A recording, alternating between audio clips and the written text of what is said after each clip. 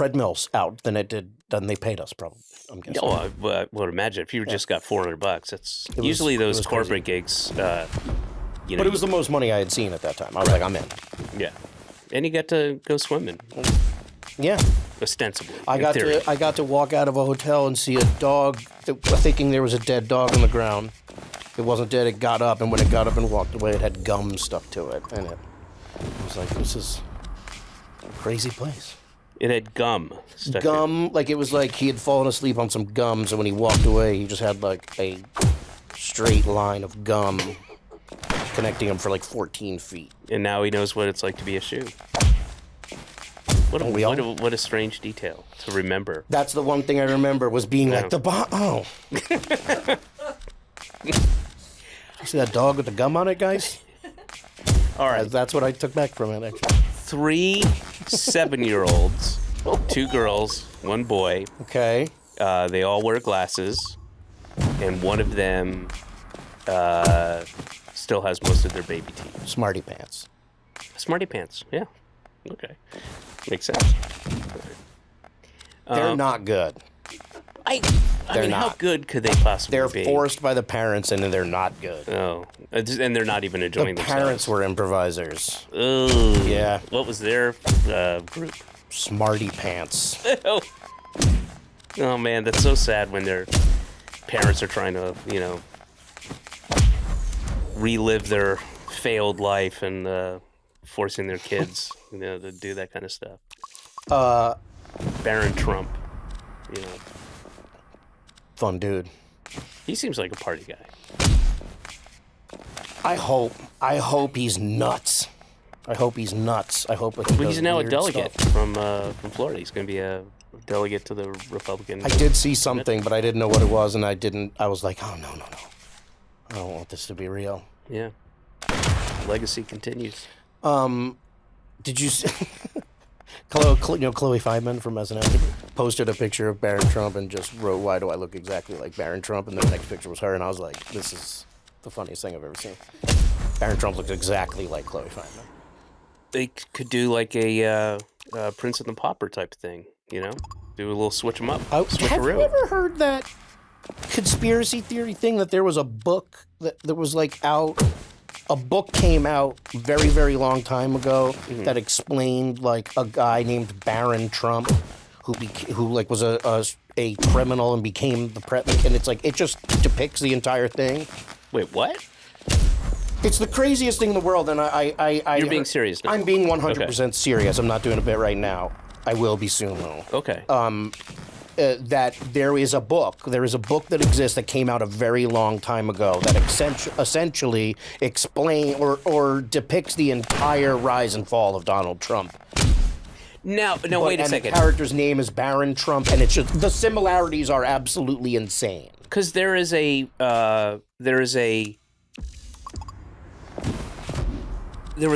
Western movie. Is that what you're thinking of? Maybe we're talking about the same... It was a TV show, and a guy who's like a snake oil salesman. That's what it is. It's not a book. It was a actual thing that was made. Yeah. Where the guy comes into town. His name is Donald Trump, and he comes into town, and he's this guy who's full of shit, and he bankrupts everybody. He's a con man. That was a real thing. Emma, Google Trump Western TV movie question mark doppelganger. And that's Emma Thompson? Yeah. It's a side hustle. Yeah. She's beautiful. Yeah. Looks young, doesn't Yeah. it? Do you ever see Emma Thompson on she's on The Young Ones? Oh, no way. Yeah, she was on Wow. Do you remember when they went to when the Young Ones did what's it called, like the 2 schools that go against each other with not debate questions, but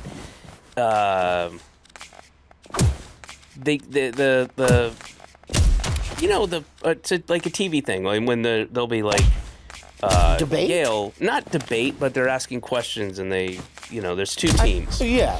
And usually 4 people. So the young ones are. There's an episode where they have. They're going. I want to say Hugh Laurie might be in it, and Emma Thompson, and as the other school. I love like really old performance, like performances of people who you know really well. Like now, like when they were first starting, is really fascinating. Have you ever seen that video game with Steve Carell? No, It's a video game. It's like a video game where it's like a basketball video game, like some weird thing, and you play it, you see it now, and it's absolutely insane because the announcer is Steve Carell. Oh wow! So, but it's like an old '90s game, but it sounds like he's doing a bit now. Well, Scott Adsit is a voice in Medieval Manor or one of those pinball machines. He is a That's voice. awesome. Yeah, he's. I can't remember which one. Sidakis would know, but it's Scott Adsit. That's is amazing. like- That's a fun one. Yeah, it's like in one of those pinball machines, like, whoa, or whatever the thing happens, like, shiver me timbers! That's the dream. Yeah. If you were a voice in a pinball machine, which pinball machine game would you be a voice? Like pre-existing, or can I Both, make both, it up? Both.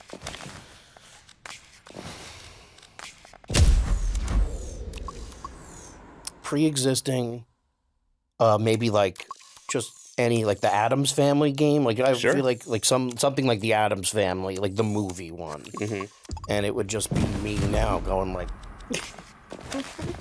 I'm not in this movie. Why am I here? doing like that. Yeah. And what about And if I could make anything, I don't know. That's a lofty one. There is an SNL pinball machine. There was an SNL pinball machine that had like Hans and Franz. yeah, vaguely remember that. And like that always made me laugh.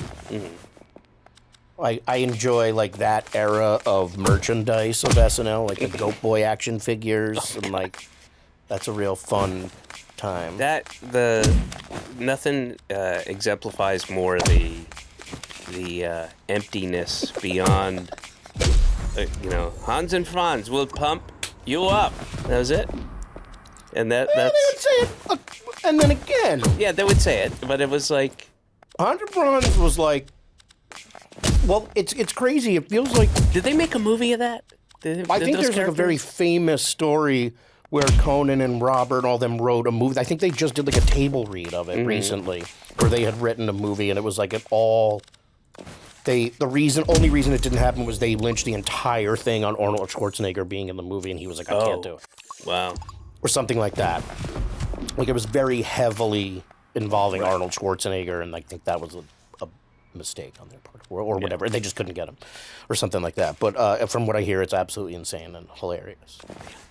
It's gotta be. Yeah. I mean, with those guys writing it, but It's funny. Those like, when I started the show, literally like the 4th episode was when it went to HD and when YouTube came out.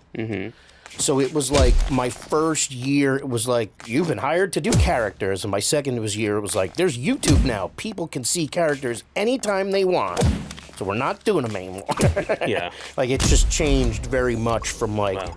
I think I was like the last, or like Gilly, that Kristen Wiig character was like the last one where it was like a character with a theme song. And then that no more of those. went away. I think because of YouTube, because it was like you had to wait a couple weeks to see it. Why would that? It was like Wayne's World was on 12 times, but you had to wait weeks in between to see it. But like once YouTube was out, you could watch it 50 times a day. Right. So it was like, it was the allure of waiting to see a character on SNL was gone. So like those sketches kind of went to the wayside. You think that's it? In a way, I don't know. I don't know. Yes, I guess is the answer to that. I don't. That doesn't. Yeah, I don't know. That's what I thought maybe. Around that time, it felt like it. Okay, one guy. One guy who is, it's understood, it's recognized, it's part of the whole thing that he is bipolar, and also trans.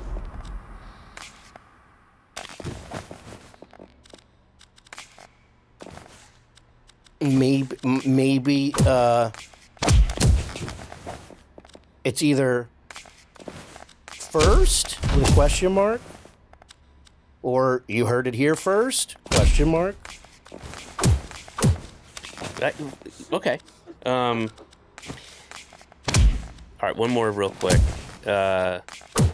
Two guys. One of them is a 83-year-old black guy, and I already know the name of it. And then a 25-year-old white kind of Wall Street-ish type guy. Tuesdays with Tony.